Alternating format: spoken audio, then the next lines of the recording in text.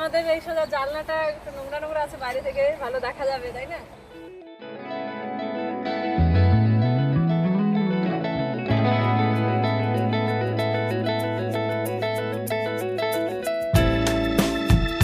Train ঢুকে গেছে আমাদের, আমরা যাবো এখান থেকে সাইরান স্টেশন।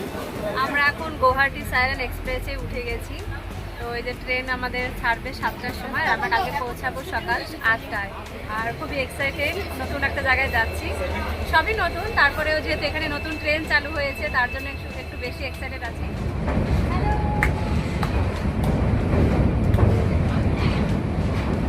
আমরা এখন আছি ভৈরবী স্টেশন। তো নতুন যে লাইনটা চালু হয়েছে এখন কিন্তু সেই লাইনটা দিয়ে যাবে। তো এই যে এখন ট্রেন দাঁড়িয়ে আছে এখন ভৈরবী স্টেশন।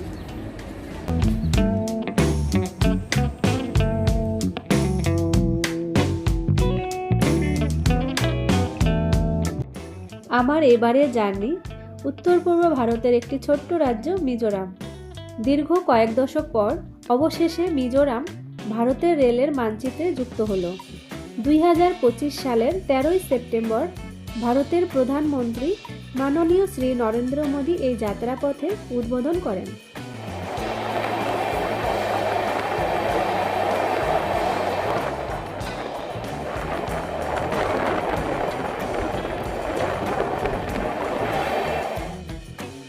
এই যাত্রাপথে রয়েছে ছোট বড় মিলিয়ে 45টি টানেল এবং 55টি বড় ব্রিজ ও 87টি ছোট ব্রিজ।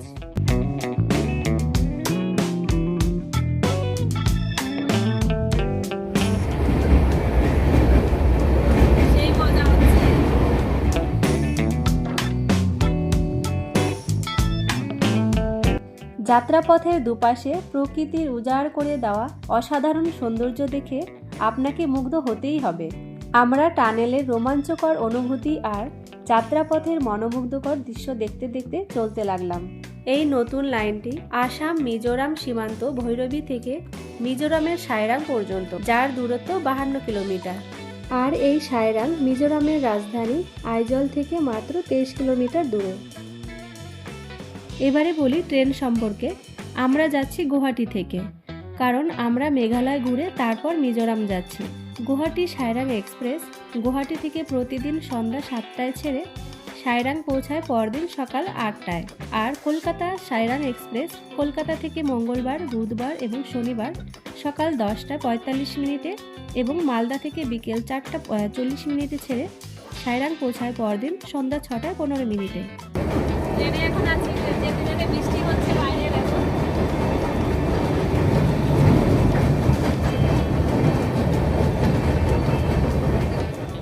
এছাড়া আরেকটি ট্রেন আছে সাইরাং যাওয়ার জন্য, দিল্লি থেকে ভায়া মালদা হয়ে রাজধানী এক্সপ্রেস। প্রতি সোমবার মালদা থেকে বিকেল 4:25 ছেড়ে পরদিন বিকেল 3:15 সাইরাং পৌঁছায়।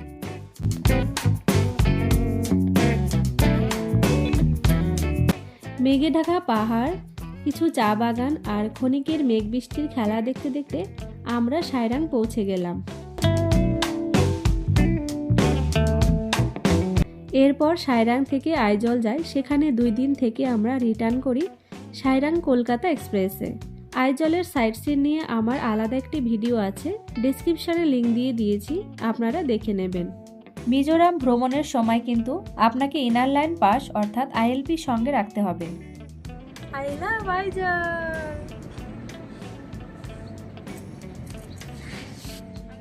আমাদের ট্রেনটি 2 নম্বর প্ল্যাটফর্মে দাঁড়িয়ে আছে।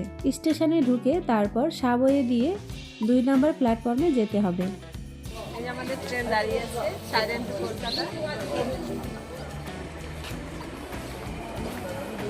দেখো রেলের কর্মী কাজ করছে, জানলা সাফ করছে। আমাদের এই সোজা জানলাটা একটু নোংরা নোংরা আছে, বাইরে থেকে ভালো দেখা যাবে, তাই না? ওই জন্য আমি যে আসুন এবারে কলকাতা সাইরাং এক্সপ্রেসের বিভিন্ন শ্রেণীর কামরাগুলো একটু দেখে নেই। প্রথমেই এসি 3 টায়ার। এর ভাড়া কলকাতা থেকে 1735 টাকা এবং মালদা থেকে 1490 টাকা।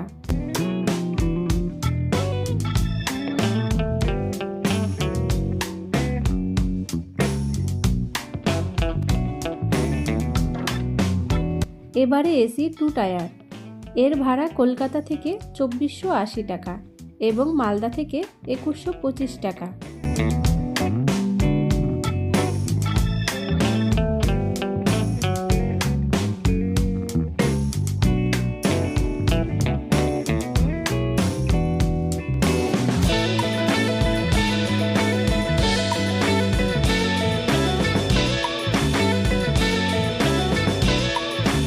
এবারে চলুন দেখি এসি 3 টায়ার ইকোনমি।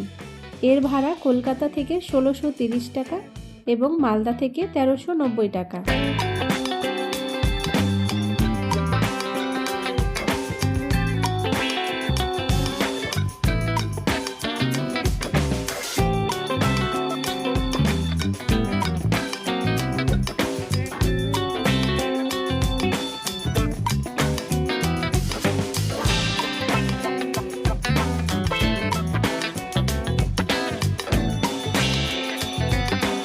এবারে sleeper class.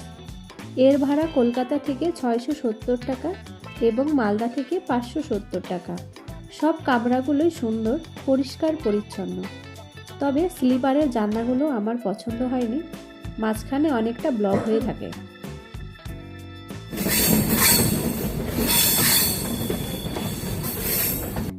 Sairang Kolkata express Sairang থেকে সোম, বৃহস্পতি, শুক্রবার সকাল 7টায় ছেড়ে পরদিন সকাল 8টায় মালদা এবং দুপুর 2:30টায় কলকাতায় পৌঁছায়।